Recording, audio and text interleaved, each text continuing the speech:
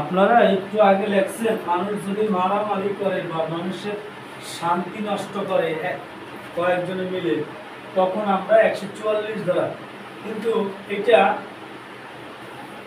জমি সংক্রান্ত বিষয়। এখন যে বিষয়টা আলোচনা করবো এটা হচ্ছে জমি সংক্রান্ত। আগেরটা কি ছিল?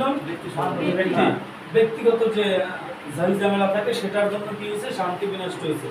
এখন যদি জায়গা নিয়ে, জমি নিয়ে, বিল্ডিং নিয়ে, পানি নিয়ে, খাল নিয়ে কোনো ঝামেলা হয় তাহলে কি হবে?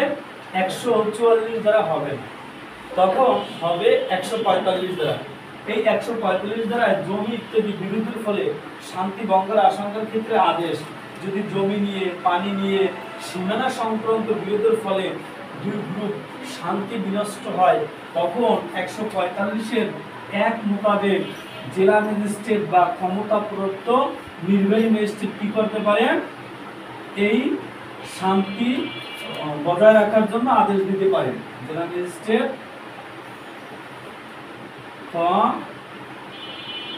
বিশেষ ক্ষমতাপ্রাপ্ত নির্বাহী ম্যাজিস্ট্রেট, বিশেষ ক্ষমতাপ্রাপ্ত নির্বাহী ম্যাজিস্ট্রেট শান্তি রক্ষার জন্য প্রয়োজনীয় আদেশ দিতে পারে। তাহলে কি হইল? জমি, পানি, সীমানা সংক্রান্ত বিরোধের ফলে, কিন্তু এই জমি বলতে পানি, মৎস্য খামার, সীমানা এটা যে বলছে এটা আবার কিন্তু বলা আছে 145-এর 2-এ বলছে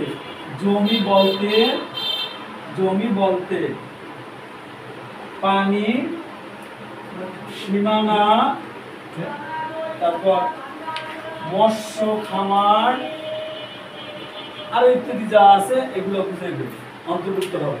এটা কিন্তু আমরা মুখস্থ বলতে আসি না। 145-এর 2-এ কিন্তু এই কথাটা বললে দিচ্ছে। একটু পরে দেখেন 145-এর 3-এ বলছে সমন জারির বিধান, মানে যাদের বিরুদ্ধে হবে তাদেরকে আবার সমন জারি করতে পারবে আদালত। সেটা সমন জারির বিধান কোথায় আছে? 3-এ আছে, 145-এর 3 সমন জারি। এরপরে 145-এর 4-এ বলছে কোন পক্ষ দখল দাবি করলে তাকে প্রমাণ করতে হবে তাকে পূর্ববর্তী 2 মাসের মধ্যে তাকে বেদখল করছে। এইটা 4টা হচ্ছে ভেরি ভেরি ইম্পর্টেন্ট। যে পক্ষ দখল দাবি করবে তাকে পূর্ববর্তী 2 মাসের মধ্যে কি করছে? বেদখল করছে, এইটা তাকে প্রমাণ করতে হবে। এটা বারবার পরীক্ষা আসছে। যে দখল দাবি করবে তাকে প্রমাণ করতে হবে পূর্ববর্তী, মানে আগের 2 মাসের মধ্যে পূর্ববর্তী 2 মাসের মধ্যে বেদখল করছে,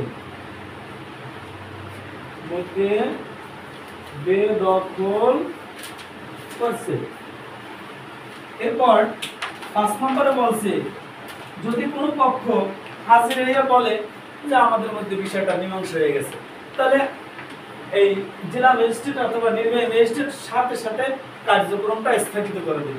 তাহলে 5 নম্বরে কি হইল? স্থগিত করে দিল, স্থগিত হয়ে যাবে।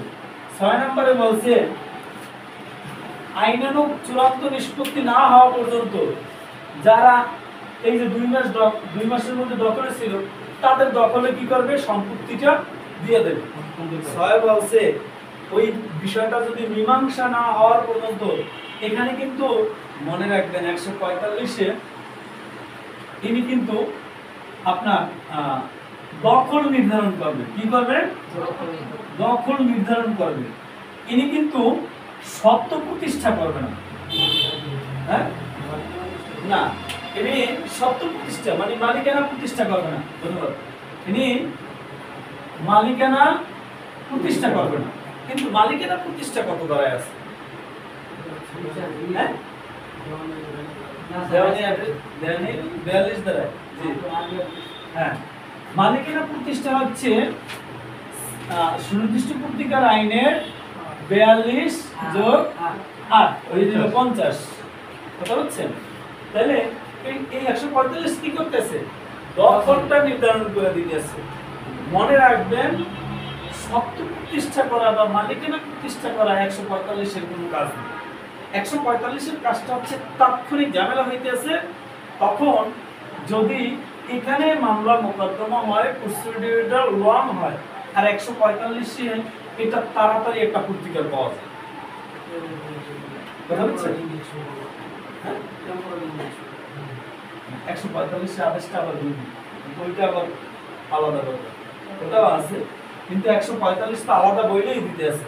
144-এ হয় যে মারামারি হানাহানি হয় সেটা নিয়ে, আর জমি পানি দিয়ে যদি মারামারি হয় তখন 145। এরপরে জায়গা তো নাই না, আচ্ছা 6 পর্যন্ত লেখেন আপনারা। যারা দখল ছিল তাদেরকে মালিকানা ঘোষণা করার অধিকারী, মানে দখল তাদের ইতে থাকবে, আইনানুগ নিষ্পত্তি না হওয়া পর্যন্ত তাদের দখলই থাকবে।